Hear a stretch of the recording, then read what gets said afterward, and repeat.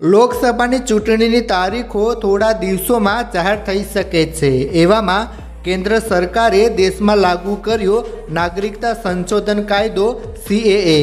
પરંતુ મિત્રો, આ કાયદો લાગુ થતાં જ દેશમાં હિન્દુ મુસ્લિમો વચ્ચે જોરદાર વિરોધ થવાની શક્યતા વધી ગઈ છે। ત્યારે ચાલો મિત્રો આપણે જાણીએ કે CAA શું છે અને તેને લાગુ થવાથી દેશમાં શું ફેરફાર થઈ શકે છે અને મુસ્લિમો શા માટે આ એક્ટનો વિરોધ કરી રહ્યા છે। મિત્રો, વિડીયો ખૂબ જ મહત્વપૂર્ણ થવાનો છે, તેથી ધ્યાનથી આ વિડીયો અંત સુધી જરૂર જુઓ।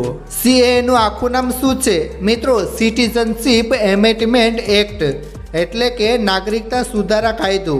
આ એક એવો કાયદો છે જેના હેઠળ ડિસેમ્બર 2014 પહેલાં 3 પડોશી દેશો પાકિસ્તાન, બાંગ્લાદેશ અને અફઘાનિસ્તાનમાંથી ભારતમાં આવેલા 6 ધાર્મિક લઘુમતીઓ હિન્દુ, શીખ, બૌદ્ધ, જૈન, પારસી અને ખ્રિસ્તીને નાગરિકતા આપવામાં આવશે। આનાથી ભારતમાં લાંબા સમયથી આશરો લઈ રહેલા લોકોને મોટી રાહત મળશે। મુસ્લિમો કેમ કરી રહ્યા છે CAAનો વિરોધ? મિત્રો, આ એક્ટનો સૌથી વધુ વિરોધ મુસ્લિમો કરી રહ્યા છે। આ કાયદામાં આ 3 દેશોમાંથી આવતા મુસ્લિમોને નાગરિકતા આપવાથી બાકાત રાખવામાં આવ્યા છે। ઘણા ટીકાકારો માને છે કે આ કાયદો મુસ્લિમો સાથે ભેદભાવ કરે છે અને ભારતમાં સમાનતાની બંધારણીય ગેરંટીનું ઉલ્લંઘન કરે છે। તેમને એ પણ ડર છે કે તે કેટલાક વિસ્તારોમાં, ખાસ કરીને ઉત્તર પૂર્વમાં વધુ સ્થળાંતર અને વસ્તી વિષયક ફેરફારો તરફ દોરી શકે છે। CAA પર સરકાર શું કહે છે? મિત્રો, સરકારનું માનવું છે કે CAA માત્ર મુસ્લિમ બહુમતી ધરાવતા દેશોના અત્યાચાર ભોગવી આવેલા લઘુમતીઓને જ નાગરિકતા આપે છે, જ્યાં ધાર્મિક અત્યાચારની સંભાવના વધારે છે। આ કાયદાથી ભારતના મુસ્લિમો અથવા કોઈપણ ધર્મ અને સમુદાયના લોકોની નાગરિકતા પર કોઈ ખતરો નથી।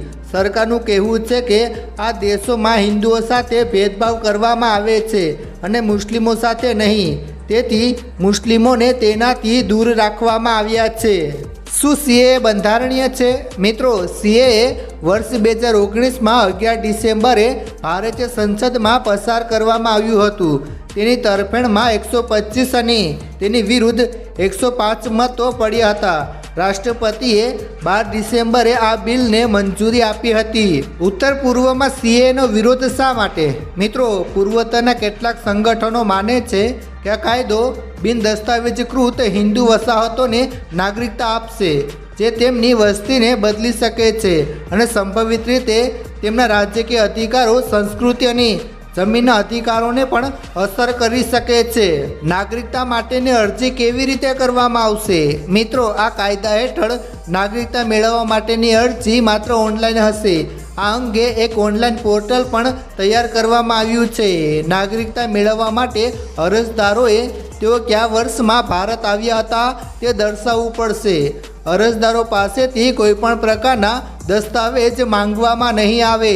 આ સિવાય નાગરિકતા સંબંધિત તમામ પેન્ડિંગ કેસ ઓનલાઈન ટ્રાન્સફર કરવામાં આવશે। અરજી કર્યા પછી ગૃહ મંત્રાલય અરજીની તપાસ કરશે અને અરજદારોને નાગરિકતા આપવામાં આવશે। મિત્રો, તમે આ કાયદા વિશે શું કહેવા માંગો છો? શું દેશ માટે આ કાયદો યોગ્ય છે કે નહીં? નીચે કમેન્ટ કરીને જરૂર કરજો।